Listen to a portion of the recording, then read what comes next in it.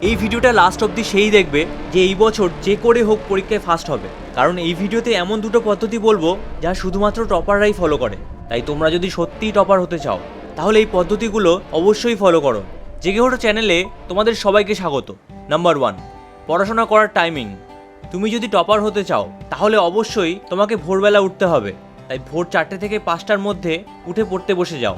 এবার তোমরা অনেকে ভাবছো যে এত ভোরবেলা কিভাবে উঠবো, আর ভোরে উঠতে না পারলেও কি হয়েছে, অন্য সময় তো পড়ছি। আর এখানেই তোমরা সব থেকে বড় ভুল করছো। দেখো, টপাররা যে ভোরে উঠে পড়াশোনা করছে এটাই তাদের টপার হতে সব থেকে বেশি সাহায্য করছে।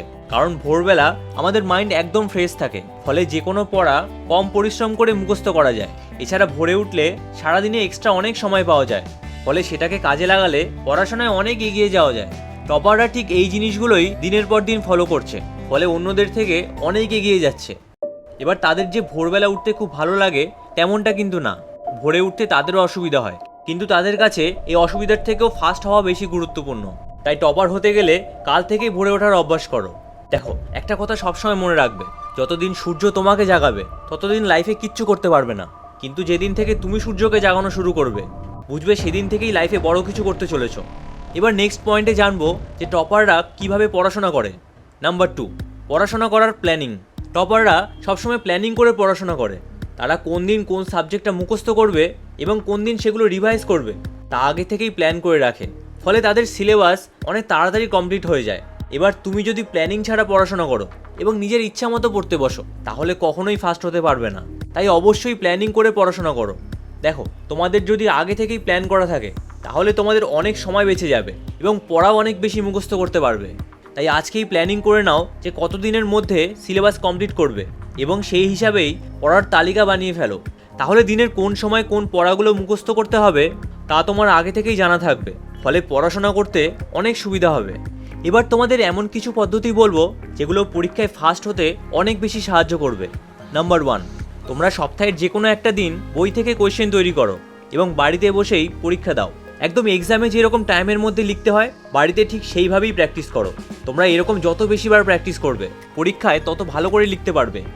নাম্বার 2, অনেক স্টুডেন্ট সারা বছর পড়াশোনা করে না, ভাবে এক্সামের কয়েকদিন আগে পড়াশোনা করে ভালো রেজাল্ট করে ফেলবে, কিন্তু কোনোভাবেই তারা ভালো রেজাল্ট করতে পারে না।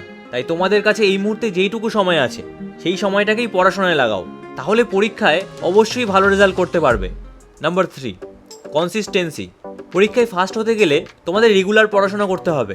তোমরা যদি একদিন 10 ঘন্টা পড়ে আবার এক সপ্তাহ গ্যাপ দিয়ে দাও তাহলে কখনোই ফার্স্ট হতে পারবে না। তোমাদের ফার্স্ট হতে গেলে প্রত্যেক দিন টাইম ধরে পড়াশোনা করতে হবে। নাম্বার 4, তোমরা ফার্স্ট হওয়ার জন্য পুরো বই কখনোই পড়তে যেও না। তোমরা শুধুমাত্র যেগুলো ইম্পর্টেন্ট কোশ্চেন সেগুলোই ভালো করে মুখস্থ করো। নাম্বার 5, তোমরা পড়তে বসার সময় পড়া সম্পর্কিত যা যা লাগে, যেরকম খাতা, পেন্সিল, পেন, এগুলো সব সাথে নিয়ে পড়তে বসো, তাহলে বারবার উঠতে হবে না, ফলে মনোযোগ দিয়ে পড়াশোনা করতে পারবে। নাম্বার 6, পড়তে বসার সময় মোবাইল সাইলেন্ট করে একদম দূরে সরিয়ে রাখো, যাতে কোনোভাবেই মোবাইল ইউজ করতে না পারো। আর পড়ার মাঝে যেই সময়টা রেস্ট নেবে তখন এই না যে দৌড়ে গিয়ে মোবাইল ইউজ করতে শুরু করলে, তাহলে পড়ার ইন্টারেস্ট একেবারে দূর হয়ে যাবে। তাই যেই সময়টা রেস্ট নেবে তখন বাইরের পরিবেশ দেখতে পারো, আর না হলে যেগুলো পড়লে সেগুলোই আরেকবার মনে করতে পারো, তাহলে পড়াশোনার প্রতি ইন্টারেস্ট অনেক বেড়ে যাবে। তোমাদের যদি এই মুহূর্তে সিলেবাস অনেক বাকি রয়েছে এবং কম সময়ের মধ্যেই সিলেবাস কমপ্লিট করতে চাইছো তাহলে ডান দিকের ভিডিওটা দেখো।